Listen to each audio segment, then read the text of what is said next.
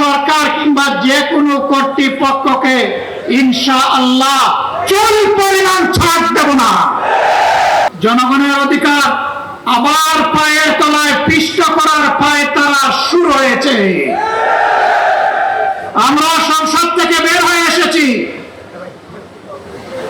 কিন্তু আমরা আবার সংসদে ফিরে যাব। মাঝখানে জনগণকে সাথে নিয়ে জনগণের মুক্তির আন্দোলন আমরা গড়ে তুলব।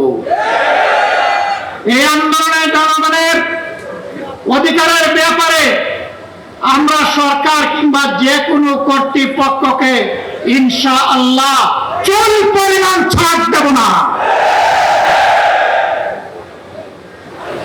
সেই আন্দোলনে অতীতের মতো গৌরবময় ভূমিকা পালন করার জন্য এগিয়ে আসার আহ্বান আপনাদের মাধ্যমে আমি গোটা শ্রমিক সমাজের কাছে রাখলাম। ইনশাআল্লাহ মুক্তির ময়দানে, আন্দোলনে, জনগণের মুক্তির লড়াইয়ে আবার দেখা হবে রাজপথে। রাজার ছেলে রাজা হবে।